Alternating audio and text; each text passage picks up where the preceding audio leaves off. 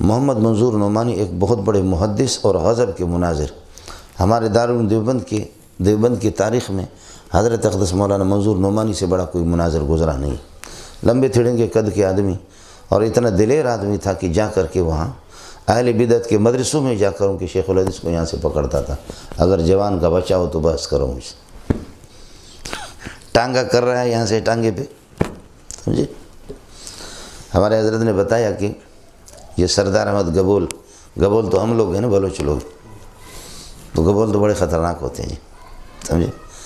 تو فرمایا کہ مولوی سردار احمد گبول بدعتی تھے، اتنے زبان کے تیز تھے، اتنے تیز تھے، اور گالیاں تو بلوچ لوگ دیتے ویسے بھی تھوک کے حساب سے، تو ان کی جو گالیوں کی بارش ہوتی تھی اس کا مقابلہ کسی کے پاس نہیں تھا۔ سردار گبول کے سامنے سردار احمد گبول کوئی بھی نہ ٹھہرے۔ آخر کار حضرت فرما رہے تھے مفتی عبدالشکور ترمذی رحمۃ اللہ علیہ کہ یہاں سے وفد گیا ہے ہندوستان، اور حضرت اقدس مولانا محمد منظور نعمانی کو کہا کہ اس کو آپ ہی لگام دے سکتے ہیں، یہ جو اتنا یارہ باری کر رہا ہے آپ ہی کر سکتے، ورنہ ہمارے کوئی عالم اس کے سامنے کے نہیں۔ تو حضرت اقدس نے فرمایا کہ ٹھیک ہے میں آ جاؤں گا۔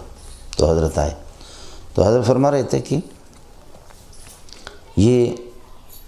قاضی مظہر حسین چکوال والے رحمۃ اللہ علیہ، ان کے جو والد تھے وہ صدر تھے، ان کی بدعتیوں کی طرف سے وہ صدر تھے، ایک صدر اور بھی، اور ہمارے دیوبندیوں کی طرف سے 2 صدر جلسے کی۔ 3 دن کا جلسہ تھا، جلسہ کے مناظرہ 3 دن کا مناظرہ تھا۔ 3 دن میں کہا کہ سردار گبول وہ گالیاں دیتا رہا، مولانا محمد منظور ہنستا تھا۔ فرماتے ابھی گالیوں کا جواب نہیں دوں گا، دوسرے دن یا تیسرے دن جب مناظرہ کا فیصلہ ہو جائے گا، اب تو دلائل ہے، فیصلے کے بعد پھر آپ کی گالیوں کا جواب دے دوں۔ تو فرمایا کہ سلسلہ چلتا رہا، تو قاضی مظہر حسین رحمۃ اللہ علیہ کے والد یہ بھی بیٹھے ہوئے تھے، یہ اس وقت خود اہل بدعت میں تھے، جو خود بدعتیوں کا صدر، لیکن حضرت مولانا منظور نعمانی رحمۃ اللہ ایسے لاجواب کر دیا سردار گبول کو، سوائے گالیوں کے اس کے پاس کچھ نہیں تھا۔ تو حضرت قاضی صاحب رحمۃ اللہ علیہ کے والد کھڑے ہو گئے، جو بریلویوں کا صدر تھا، کھڑے ہو گئے، کہنے لگے کہ اگر ایسے دیوبندی گستاخی رسول ہوتے جہنم جاتے تو میں بھی منظور کے ساتھ تیار ہوں جہنم جانے کے لیے، میں بھی تیار، میں لعنت بھیجتا ہوں اس تمہارے مسلک پر اور تمہارے اس مذہب پر۔ میں جو ہے نا مولی منظور کی پارٹی میں، ان کا صدر صاحب نے لائن بدل دی، اللہ پاک اس طرح فیصلہ کرتے ہیں۔ یہ بہرحال میں عرض کر رہا تھا کہ آدمی جب تک دوسروں کی کتابیں یہ ہے کہ نہ دیکھیں اس وقت تک فیصلے نہ کریں۔ علامہ احمد رضا خان کے بارے میں بہت ذہین آدمی تھا، اس کا کوئی انکار نہیں ہے، آپ فتاوی رضویہ دیکھیں، اس کی کتابیں دیکھیں، لیکن چونکہ پٹھانی اس پر غالب تھی، سمجھ رہی ہے کہ نہیں، پٹھانی اس پر غالب تھی، تو اس لیے انسائکلوپیڈیا نے،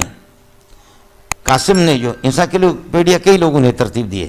میں انسائکلوپیڈیا قاسم اس کی آپ کو حوالہ دے رہا ہوں، اس نے لکھا کہ کاش کہ یہ بندہ تکفیر بازی نہ کرتا تو اس جیسا کوئی بندہ نہیں تھا،